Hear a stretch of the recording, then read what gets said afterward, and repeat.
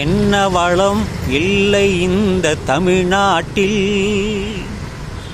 ஏன் கை ஏந்த வேண்டும் வெளிநாட்டில், ஒழுங்காய் பாடுபடு வயல் காட்டில், உயரும் உன் மதிப்பு அயல் நாட்டில்.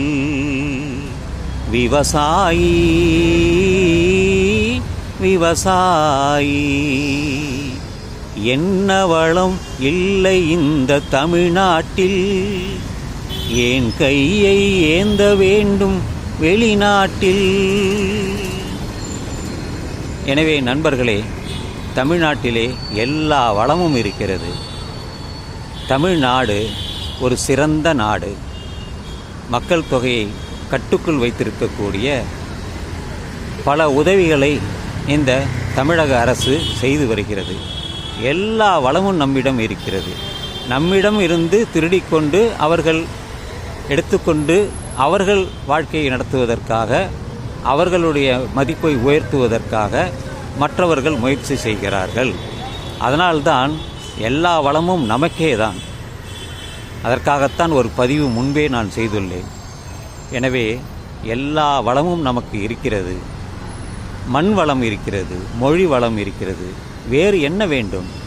வேறு என்ன வேண்டும் சொல்லுங்கள்.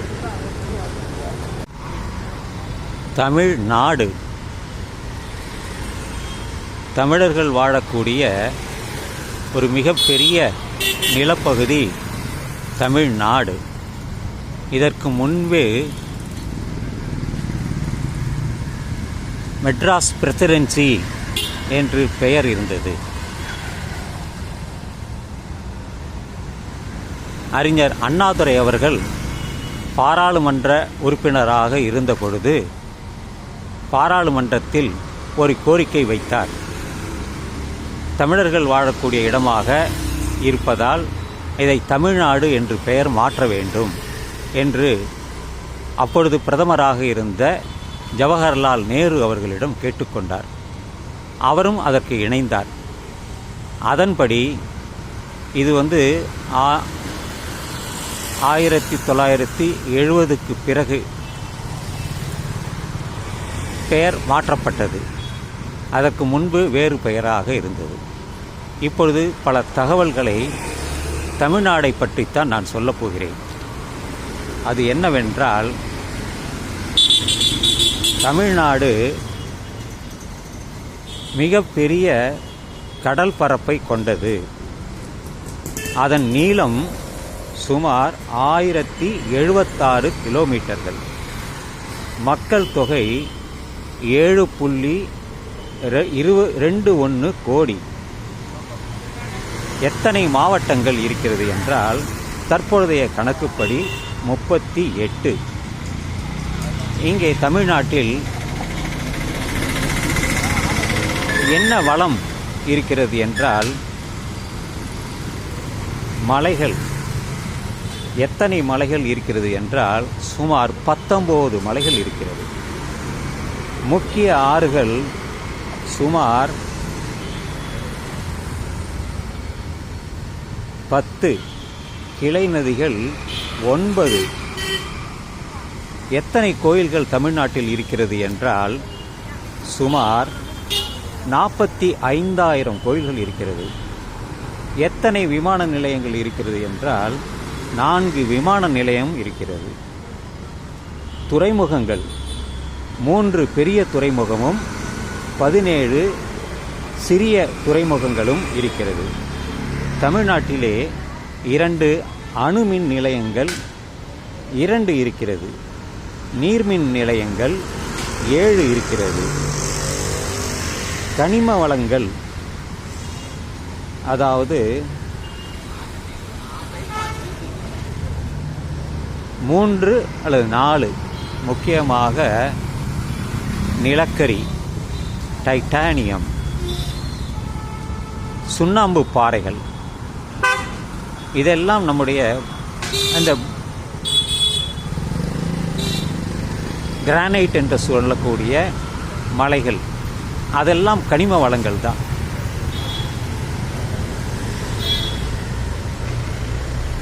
எத்தனை விதமான தானியங்கள் இங்கே பயிர் செய்யப்படுகிறது என்றால் 13 வகையான தானியங்களை தமிழ்நாட்டில் உற்பத்தி செய்யப்படுகிறது. அதற்கான முக்கியமான நிலப்பகுதி உழவர்கள் இரண்டாக அவர்கள் பிரிப்பார்கள். ஒன்று தண்ணீரை பாசனமாக வைத்து அந்த வயல்களில் அவர்கள் செய்யக்கூடிய ஒரு தொழில், உழவுத் தொழில், பயிர் தொழில். அடுத்தபடியாக சிறிது நேரம் இருந்தாலும், சிறிது நேரம் தண்ணீர் கிடைத்தாலும் அந்த சில பயிர்களை அவர்கள் செய்வார்கள். அந்த மக்கா சோளம், கம்பு, கேழ்வரகு போன்ற தானியங்கள் இதையெல்லாம் செய்யக்கூடிய பயிர் பண்ணக்கூடிய இடம்தான் இந்த தமிழ்நாடு. இவ்வளவு வளங்களையும் கொண்ட தமிழ்நாடு ஏன் தனி நாடாக இருக்க முடியாது? எதற்கு இந்த இந்திய அரசுடன் இணைந்து செயல்பட வேண்டும் என்ற கருத்து, தனிநாடு கோரிக்கை அறிஞர் அண்ணாதுரை அவர்கள் முதல்வராக இருந்தபொழுது அவர் முன்னெடுத்தார். தந்தை பெரியார் அவர்கள் ஆதரவு தந்தார். ஏனோ ஒரு காரணமாக இந்த ஒன்றிய அரசுடன் இணைந்து செயல்படலாம் என்று மாற்றினார்கள். அதனால் நமக்கு தற்பொழுது ஒரு 10 வருடங்களுக்கு மேலாக தமிழ்நாட்டிலே அந்த ஒன்றிய அரசு பல பிரச்சனைகளை செய்கிறது. உலகத்தின் மூத்த மொழியாக இருக்கக்கூடிய தமிழ் மொழியும் உலக மொழியாக ஆங்கிலமும் இருக்கும் பொழுது ஹிந்தி மொழியையும் நீங்கள் படிக்க வேண்டும் என்று கட்டாயப்படுத்துவதால் அதற்கு தென் மாநிலங்களான தமிழ்நாடு, கேரளா, கர்நாடகா, ஆந்திரா, தெலுங்கானா, மேற்கு வங்கம் இவைகளெல்லாம் எதிர்க்கிறார்கள். ஏனென்றால் ஒவ்வொரு மாநிலத்திற்கும் மாநில மொழி இருக்கிறது. இந்த ஆங்கிலத்தை வைத்துக்கொண்டு நாம் உலகெங்கிலும் பயணிக்க முடியும். ஹிந்தி தெரிந்து கொண்டால் அல்லது சமஸ்கிருதத்தை தெரிந்து கொண்டால் அல்ல மற்ற மாநில மொழிகளை தெரிந்து கொண்டால் உலகெங்கிலும் பயணிக்க முடியாது. தமிழ்நாட்டிலே அதிகமாக வாழ்பவர்கள் தமிழர்கள்தான்.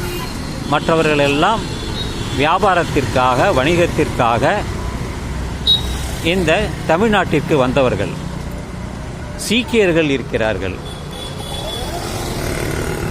ராஜஸ்தானியர்கள் இருக்கிறார்கள், குஜராத்திலிருந்து வந்தவர்கள் இருக்கிறார்கள், பீகாரிலிருந்து தற்பொழுது ஆயிரக்கணக்கானவர்கள் வேலை தேடி இங்கே தமிழ்நாட்டிற்கு பல இடங்களில் கட்டுமான வேலைக்காக அவர்கள் வருகிறார்கள். சிறு சிறிய தமிழ் வார்த்தைகளை கற்றுக்கொண்டு அவர்கள் வசிக்கிறார்கள். தொழிலை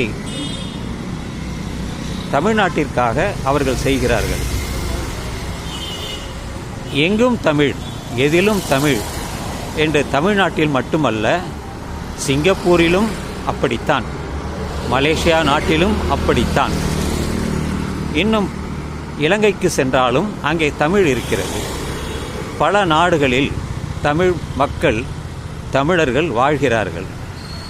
அந்த அளவிற்கு ஒரு சிறப்பு தமிழ் மொழிக்கு மட்டுமல்ல, இலக்கணம், இலக்கியம், இலக்கணம் என்று எல்லா வகையிலுமே நிரம்பி இருக்கிறது. அப்படிப்பட்ட ஒரு தமிழ்நாட்டை நிதியை தராமலும் சலுகைகளை தராமலும் வஞ்சிக்கும் நிலை இந்த கடந்த ஒரு 5 வருடங்களாக, குறிப்பாக ஒரு 2 வருடங்களாக அவர்கள் செய்து வருகிறார்கள். மக்கள் விரோத சக்தியாக அவர்கள் நடந்து கொள்கிறார்கள். அதனால்தான் என்னுடைய விருப்பம், எனது கருத்து, தமிழ்நாடு என்று ஒரு தனிய நாடாக மாற்ற வேண்டும். ஏனென்றால் நமக்கு எந்த வளம் இல்லை. நான் சொன்னது போல அனைத்து வளங்களும் தமிழ்நாட்டில் இருக்கிறது. உலகத்திலேயே மூத்த நாகரிகம் என்று சொல்லக்கூடிய முதன்மையான நாகரிகம் சிந்து சமவெளி நாகரிகம். அதற்கு அடுத்தபடியாக கீழடி நாகரிகம். இந்த இரண்டு நாகரிகமும் அந்த அளவிற்கு ஒரு சிறப்பான நாகரிகமாக உலகத்தில் இல்லை. எத்தனையோ நாகரிகங்கள் இருந்தாலும் அதைவிட மிக சிறப்பாக இருப்பது இந்த இரண்டு நாகரிகம்தான். கண் தோன்றி கல் தோன்றி மண் தோன்றி அதற்கு முன்பே வாழ்ந்த கொடி மூத்த குடி தமிழ் என்று சொல்வார்கள். அதற்கு பெருமையாக உள்ளவர்கள் தமிழர்கள். நாம் தான், வேறு யாரும் அல்ல. அந்த பெருமை வேறு இந்தியாவில் இருக்கக்கூடிய எவருக்கும் அந்த உரிமை இல்லை. ஏனென்றால் அவர்களெல்லாம் அவர்கள் தாய்மொழியை மட்டுமே கற்றுக்கொண்டார்கள். மற்ற மொழிகளுக்கு அவர்கள் ஆர்வம் இல்லை. அவர்கள் படிக்கவும் இல்லை. மக்கள் தொகை நம்ம கட்டுப்பாட்டில் இருக்கிறது. ஆனால் மற்ற மாநிலங்களில் கட்டுப்பாட்டில் இல்லை. அதனால் பெரிய ஆபத்தாக தமிழ்நாட்டிற்கு வருகிறது, வரப்போகிறது என்ற ஒரு முன்னெச்சரிக்கையை தமிழ்நாடு அரசு எடுத்துள்ளது. அதற்காக ட்வீட் செய்கிறார்கள். பலருடன் பேச வைத்து காணொளியை பரப்புகிறார்கள். அந்த வகையில் நானும் என் பங்கை தமிழ்நாட்டிற்காக இந்த காணொளி மூலம் நான் செய்கிறேன். எனவே தமிழ்நாடு ஒரு சிறந்த நாடு. உலகெங்கிலும் தமிழர்கள் வாழ்கிறார்கள். அவர்கள் பல வல்லுநர்கள் இருக்கிறார்கள், பல அறிஞர்கள் இருக்கிறார்கள், பல விஞ்ஞானிகள் இருக்கிறார்கள். அத்தனை பெருமையும் உள்ள தமிழ்நாட்டை அவர்கள் குறைவாக மதிப்பீடு செய்வது அவருக்கு நல்லதல்ல. அதைத்தான் நாம் திரும்ப திரும்ப இந்த ஒன்றிய அரசிற்கும் ஒன்றிய அரசை ஆள்கின்ற அனைத்து அமைச்சர்களுக்கும் தமிழக அரசு திரும்ப திரும்ப சொல்லி வருகிறது. தமிழை அழிக்க வேண்டும், இந்தியை புகுத்த வேண்டும், அதன் மூலமாக செத்த மொழியான சமஸ்கிருதத்தை வர வேண்டும். தமிழ்நாட்டிலே சமஸ்கிருதம் சொல்லக்கூடிய இங்கே ஒரு கல்லூரியும் இருக்கிறது. இந்தி பிரச்சார சபையும் தமிழ்நாட்டில் சென்னையில் இருக்கிறது. வேண்டுபவர்கள் படித்து கொள்ளலாம். நான் படித்தேன். எனக்கு ஹிந்தி பேச தெரியும், எழுத முடியும். பிறகு என்ன, படிப்பவும் எழுதவும் பேசவும் அந்த மூன்றும் என்னால் செய்ய முடியும். பலரும் இருக்கிறார்கள். எங்கெல்லாம் தமிழர்கள் எந்த மாநிலத்தில் சென்றாலும் அந்த மொழியை அவர்கள் கற்றுக்கொண்டு அவர்கள் பேசுகிறார்கள். ஏனென்றால் அப்படித்தான் அவர்கள் செயலாக்கம் செய்ய முடியும், இல்லை என்றால் முடியாது. அதனால்தான் அந்த நிலை.